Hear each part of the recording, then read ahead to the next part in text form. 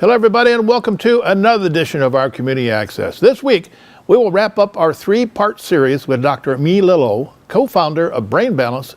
In this segment, he talks about his books and his relationship with country singer Zac Brown. Then we went to Addison Township to visit with Joe Schnur about wood carving, all today in our Community Access.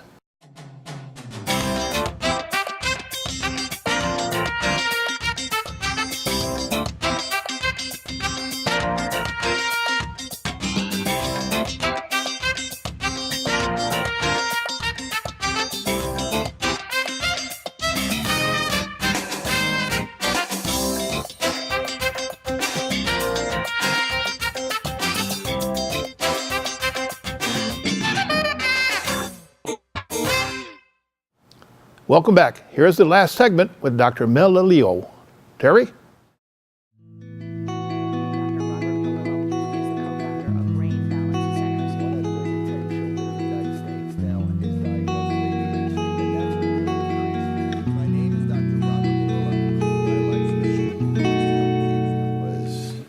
Really exciting, and because it's very hard to get a book published. Can't even imagine. And I was really fortunate that Penguin Random House, which is the largest publisher in the world, that they published my book, and so it was very exciting. They're a great organization. They were really enthusiastic about it, and so it's really a couple of year thing to write a book. It's a lot of time. Yeah, that's good timing. Yeah, and at the end of it, I was, you're like, oh God, thank God it's done. Yeah. And didn't even think about writing another one. But again, fortunately, about 8 months into the book, they came back to me, and my book agent said, hey, they want you to do another book. I was like, you gotta be kidding me. I'm still tired from writing the first book. And a few weeks after that book came out, they asked me again to write another book, and that was the third book, which was really about identifying the risk factors that cause autism and ADHD, and how that may be helpful in somebody who's looking at getting pregnant, and how they may be able to reduce their risk of having a child with a disability through mostly dietary and nutrition and lifestyle changes. So does that mean that's the cause of the upsurge? Yep. You think? Oh, absolutely, yeah. Oh, I wish I would have read your book. And then during that time, I had developed a close relationship, a friendship with Zac Brown, Zac Brown Band. I met him actually around 2008, before I released my book, and before he didn't have a record deal at the time. I mean, he was just a really up-and-coming local artist. Right. And we had 3 centers in Atlanta, and he's from Atlanta. And we're getting a pretty good reputation down there. And it turns out that Zac, when he was a young kid, he went to this camp that was for typical kids and disabled kids. And it became a really special part of his life, where he went every year. He eventually worked there for 3 years. He became a counselor. And, sitting around a campfire, playing a guitar, cooking, and taking care of kids with disabilities became, other than his family, 3 most important things in his life. Oh, how nice. And so his dream was not only to be, he's also a fabulous chef. He actually owned a restaurant, and then and would play music there, and then eventually sold it and bought a tour bus. And he's really into healthy foods and healthy cooking, as well as he makes some Southern barbecue too. That's not so healthy, but it tastes. It's okay every now and again. Unbelievable, yeah. And it's really, he's the. I don't know if you know much about him, but he does an eat and greet where most artists do a meet and greet. He does an eat and greet where. They go to each place and they literally get local farms and foods, and they cook food based on his recipes and feed people. So it was an important part of what he does. Yeah. So what his dream was to really build his own camp like the one he went to. And when he found out what we were doing, he, came to our center and met the families and talked to kids, and eventually said to one of our partners down there, he said, well, Dr. Malillo helped me with my camp so that I can bring some of this. This is incredible stuff. This is going to make my camp really special. So we had then he got in touch with me, we spoke, and he, seemed like a really great, sincere guy. Didn't know who he was at the time, and I said, oh, that's how you initially met him, That's how I then he initially saw met you him. out. Right, and I Wonderful. said, yeah, we'd be happy to help you, and he said, hey, if I ever make it big, I'm going to tell everybody about you. And I said, yeah, that's fine. What's the chance of him being the next big country star, right? Yeah. And then it turns out that, I released my book in 2009. He released Chicken Fried. It became a huge success. And so from there, he really started focusing, and he had already had been developing plans for the camp. And at that point, again, true to his word, he would go out and tell everybody about brain balance and hold up my book at concerts, and we started really working together to try to work on developing this camp. Somewhere along the way, I thought, he and I collaborating on some sort of a cookbook, diet and nutrition book for parents with special needs would really make a lot of sense, and would be a good way of raising attention to the camp, and maybe even be a good way of raising money for the camp. So I had approached him a couple of years ago and I said, hey, what do you think about this? And he said, yeah, it's a great idea. I'd love to be involved. So I said, great. Of course, he's gotten busier and busier and busier. So, right. He wasn't able to be as involved as we initially thought, but he contributed a lot of recipes, and he wrote the foreword for this book, and he's a big, and all the money for this book is going to go to his camp. His camp, good. And we were able to then bring in other people. So this book, all the other books I wrote by myself. This book was more of a collaborative effort. We have a lot of recipes in there for families with special needs, and many of those recipes came from our brain balance families and centers across the country. Really? So tried Yeah. and true, proven that it works. Yeah, absolutely. Nice. We have over 100 centers now in the United States, so we've worked with tens of thousands of families. And, so these were some of the best recipes that were out there.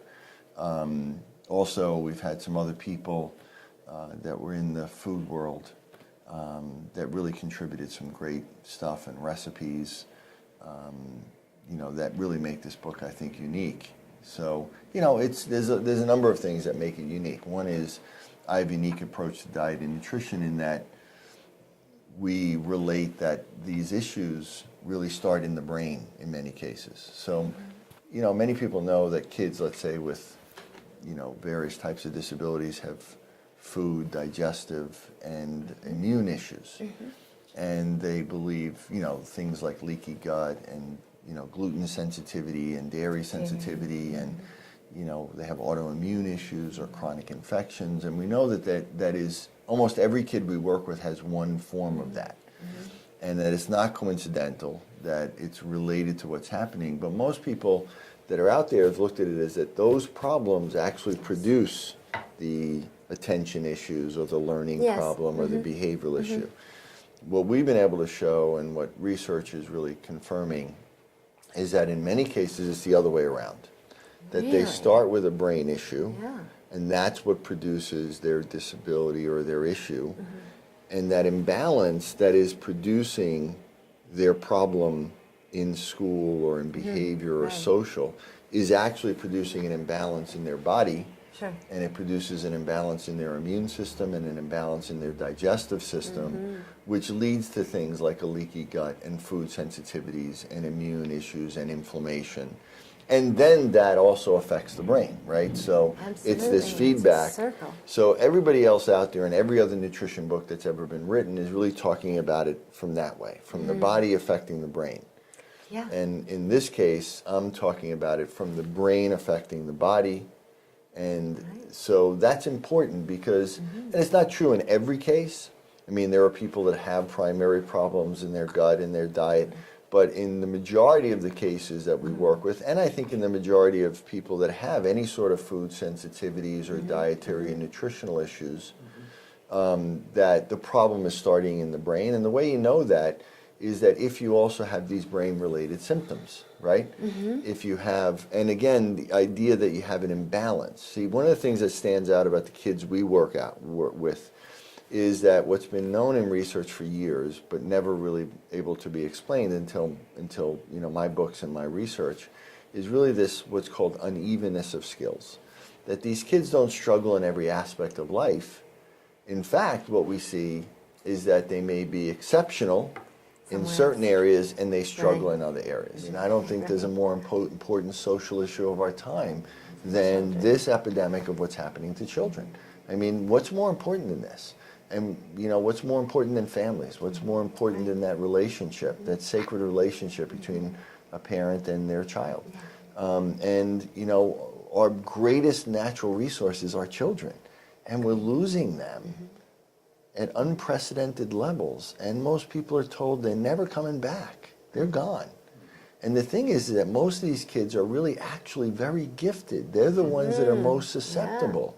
So we're not only losing children at an increasing rate, we're losing our best and our brightest. And then what happens to these children? You take these children that are unusually gifted, that have, you know, an IQ of 145, and then they drop out of school or high school or college. What happens to them, right? Do you think they go on and live a happy life?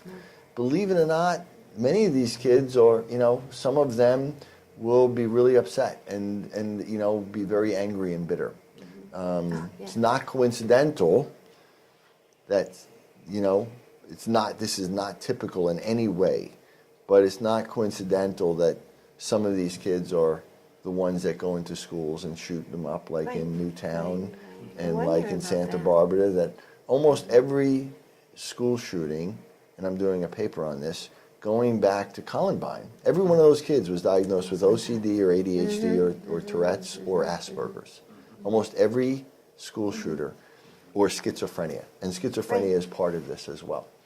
And especially what we know that combined with computers, especially violent video games, it alters, but it literally causes a neurological effect that can make someone slip into a psychotic state. And actually can make them believe that, you know, I mean, in one of the games you walk through a mall and you shoot people. And it's literally totally conceivable that if you get a kid with an underlying brain imbalance and then you expose them to 8 hours a day of violent video games with no social interaction, eating junk food all the time, what happens is they can literally slip into a psychotic state where they believe that reality is walking through a mall and shooting people. So these are big issues, and they're important issues. And you know, and again, and these people are changing their lives and doing this and bringing to their community because they just want to help. And that's what we see here. We see a family that was impacted by another family in our community, with another center in our community. You know, they went to the one in Birmingham, and it changed their lives. And now they are coming out, and now they're changed. I've already met families here that their lives have been changed forever. And it's a beautiful thing, you know. And it's important to get the real information because, you know, people are naturally skeptical with anything new, you know, and they think that, you know, well, why isn't this everywhere? You know, that's not the way things happen, you know. Things don't just show up one day and they're everywhere. Nothing is met with instant universal acceptance right away. It's never that way. I mean, but also people are not stupid. Parents of these kids with disabilities are not stupid by any means, and they've been exposed to a lot. And they are not going to come to our centers and continue to come to our centers and then change their lives and open up centers if it isn't real. Great stuff. Brain Balance is right downtown Oxford. Next up is our woodcarver and friend, Joe Schnur. Hi, Bill. I am with one of my very favorite people in Addison Township. I'm with Joe Schnur. He's a ski aficionado. We were just talking about him on Ski Patrol.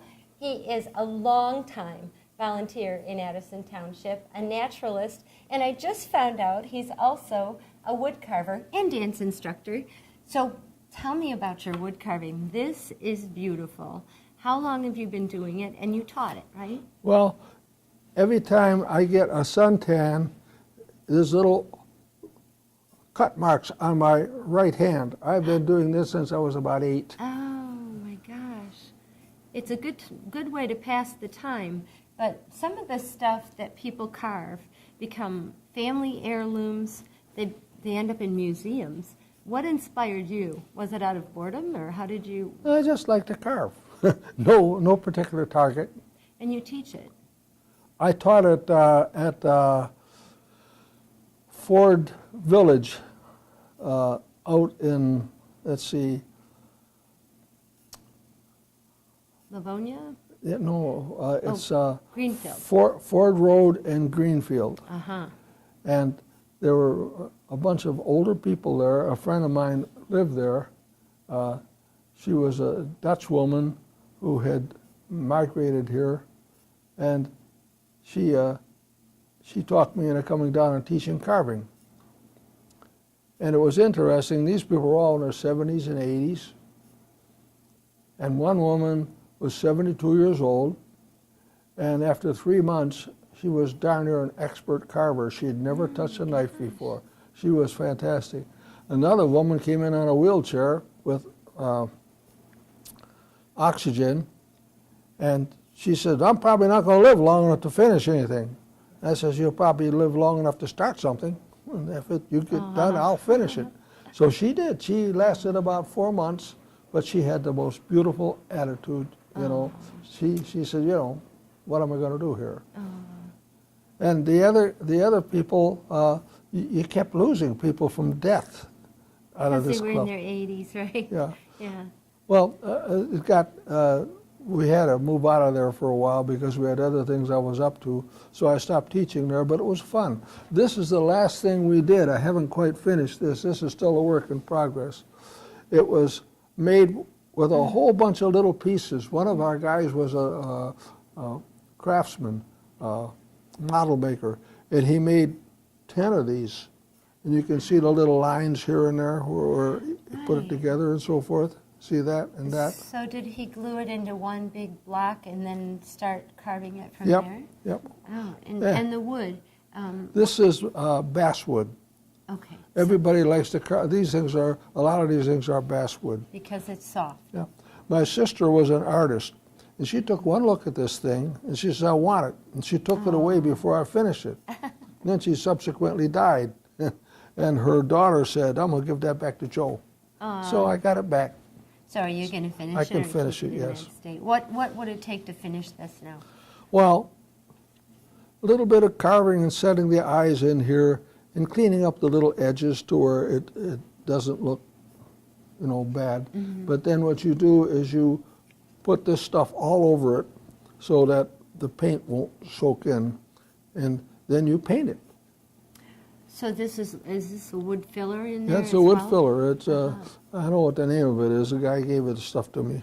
So you work on not just one type of wood, though, right? Is it just whatever you happen to have, no. or do you find any wood Grab that one over more there. interesting? Yes. Oh, that's gorgeous. This Oh, it's a hair? fits in the back of my wife's head. Oh, that's You know, with her hair. yeah. And I had a cherry log. And I had taken an axe and I was chopping away, and my father was sitting there. This was back in the woods. And he said, what the heck are you doing? I says, I'm making a leaf. He says, you got a long way to go. So I got it down to where, you know, I was much faster than he thought. I got it down to where it was just about done, and then I made this little stick to go in here and carved it, and all with that jackknife I showed you a little while ago. This was all made with the jackknife. Let's talk about the jackknife. Oh, You and that jackknife have been partners for a long time. I would guess from somewhere in the 60s or 70s. This Indian, half Indian, the guy his Indian name was Chief Whitebird, and he was with the Chippewa group. And Michigan. he was their chief for a while, but he had a problem. He said, a lot of these people don't really want to do anything. All the good Indians have already gone out, got a farm, got a job or something, and he said, I couldn't get them to do the things I wanted to do. And so he stopped doing that. He made all sorts of things. He was a real craftsman. He was a carver as well. No, he made like Indian bonnets and things like that, and the typical Indian things. And he had about 5 heart attacks. And finally he crashed and burned. But before he did, he gave me that knife. I walked in and I wanted to buy something from him because we always went through there and bought something from him. And he said, I'm going to give you this knife.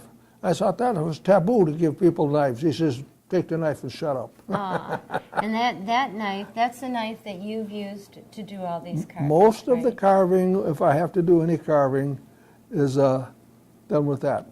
And you even do kitchen utensils. I bet Pat's got some pretty great stuff to cook with. Well, she doesn't really cook with them. This one had oil on it. It's probably a Mazola oil or something like that. But generally, I finish them like this. This one has a story behind it. We had a carving group at Edison Township, and there were maybe 6 or 7 of us, and they all subsequently either died or moved away. And one fellow was left, and he was working on a bird, and he was all alone. So I decided I would carve this thing. And when it was first in a white, it looked like a pineapple. Everybody said, what are you putting a pineapple on the thing for? I said, it's not a pineapple, it's going to be leaves. So what we did is I got it down and we stained it, and it looked terrible. It's just, Pat says, you going to burn it? I says, yeah. She says, no, let me try it. So she took all the stain off, and she stained it like this. Dark spot somewhere, light spot somewhere. This leaf in here is a light colored leaf. These are all oak leaves. And so I finished it, and he still hadn't finished his bird. And then he got Alzheimer's, and he subsequently died, crashed. So do you have a favorite type of wood when it comes to end product? And I know there's some woods that people are allergic to. Well, it depends what you're going to do with it. What do you have? Do you have something in mind before you start carving, or do you look at a piece of wood and think, this looks like I could get a monkey out of it? Or No, I don't start with the wood. I start with what I want to do. Oh, okay. Okay, now, this violin, that right in the back there. We can get that in a minute. Okay. Yep. And this is the framework. This is how you make a violin. First, you do all this. You steam bend these, and you clamp them in, and you glue them in. It's loose now, but this was all really tight together. Then you take this thing out, and this is the top. This is the top, and what you do is you shape it like this, and then you turn it over, and you can see that says 3.5. Right. That's 3.5 millimeters, and this area is 2 millimeters, and this area is 2 millimeters. This is 3.5 millimeters because there's a stick that fits on there. And anyway, you take and the way you do it is you put this on a drill press, and you set your drill press to about 4 millimeters, and you drill down so that it can't go any farther than 4 millimeters. The little holes all the way around, okay? oh, And then you right. take and you carve it out so you don't have to guess. Right. Well, this comes from a master violinist. He was world class, and he got down here, and he didn't like that spot. Oh, and I think it's beautiful. Yeah, he says, "Here, Joe, it's yours." Oh my gosh! And he wants you to finish it, right? Yep. But this is a soundboard, and that's essentially what has to be spruce, because spruce is an extremely strong wood and very light, so it vibrates quite well. It resonates, right? Yep. Okay. And so, how about the neck? that The goes neck on that? is made out of maple. Here, I'll give you this. Now this one's standard. This is maple. This is maple. On the bottom is maple, and that's maple. Did you make this one as well? Pardon? Did you make this one? Yes. Oh my goodness! And do you play it? Yes. Oh my goodness! I made What it a from treasure. scratch. I bought a book, bought the wood, and started making a violin. Didn't You were talk not to him. intimidated. Oh no! I'll try editing. And how old is this? This is beautiful. That was I started making it in, what was it? 1981. Oh. There's a long story behind that. My wife wanted a mountain dulcimer. It looks like a guitar, and you pluck it, okay? I made one. She goes, ding, ding, ding. It's not bad. I don't want it. I said, what? She says, I want a hammer dulcimer. Oh, yeah. It looks like somebody cut a section of a piano apart, and it's got all the strings, and you hammer on it, okay? And I made that. She says, that's nice, but that's not really what I want. I said, oh. So she said, I want a harp. So I bought a harp kit and made a harp. So I get the harp done and strung it up. It sounded terrible. She says, that doesn't sound very good. And I says, oh, okay. So she said, hey, they're making dulcimers at Greenfield Village. I says, good, let's go watch. So the guy behind he was on the side, he was a violin maker, very good violin maker. And I said, how hard is it to make one of those? He said, can you carve? So Pat was wearing this. I showed him measures. Yeah, you can carve. Yeah. He said, can you hear? I says, yeah, I have a fair ear, not good. He says, well, you got to learn how to play the violin. I says, come on, I'm 51 years old. I'm not going to be able to play a violin. He says, you do that or you won't be able to make them. Oh. Okay, so I started to take lessons. And in the lesson, this girl was one page ahead of me in the book. I don't think she ever touched a violin, but she was teaching me, and I was happy with that because I wasn't much anyway. I had hired about 6 or 7 Russian immigrants, Jewish immigrants who came from Russia. They treat them pretty bad over there. And these were engineers and things like that. And this one fellow says, I understand you're taking violin lessons. I says, yes. He says, my father wants to teach you. Oh. I says, why does he want to teach me? He says, because you gave me a job. Oh. I says, well, what's your father do over in Russia? He was a concert master of the Leningrad Symphony Orchestra. Oh, I said, isn't that kind of overkill? He wants to teach you. Oh. So I let him teach me for a year, but he was the kind of guy who taught all the sharp students in Russia. Okay, a lot of them came to him. So I couldn't let him teach me anymore. So I stopped, and I started to make the violin, got it about 3/4 done, and then I had so much work I couldn't even touch it. I didn't want to rush it. Am I taking too much time here? No. Okay. So anyway, in 2004, I had some kind of a physical problem, and the doctor told me, you're not going to be around very long. He was a comical doctor, but he told you like it was. I says, I better finish the violin. So I finished it in 2004. So then I string it up, and it sounded terrible. I said, all that work, and it doesn't even, doesn't sound anything like it's supposed to. So in the interim, one of my friends said, you finished the violin? I says, yes, but you don't want to talk about it. He says, well, there's a guy in Davisburg who makes violins. That's where I got this stuff from. And he said, he loves to talk to people that make violins. I said, oh, okay. So I went to visit him, and I said, this thing sounds like, terrible. And he says, well, the sound post is in the wrong place. He says, that makes all the difference in the world in how a violin sounds. So he moved the sound post, I played it, and it sounded acceptable. Not great, acceptable. Then I asked him, I said, does anyone, anybody who teaches? Because, I'd like even maybe to play a little bit. After you put all that work into it. Yeah. He says, yes, my wife. I says, what's she do? She's a concert violinist. I says, I've been there already. Good story. That's a great story. Well, there are so many layers to you, and it's always such a pleasure to talk to you. I love to hear your stories. Shaggy dog stories. I like your stories, and I think we're going to come back because I want to hear more. Okay. I didn't even know this layer of you existed, and it warms my heart to hear about your stories. We're going to continue to talk. Bill, I'm not going anywhere, but it's been nice seeing you. That's all the time for this week. We hope you enjoyed our program. So, for our reporter Terry Stiles, I'm Bill Service, and you have a great, great week.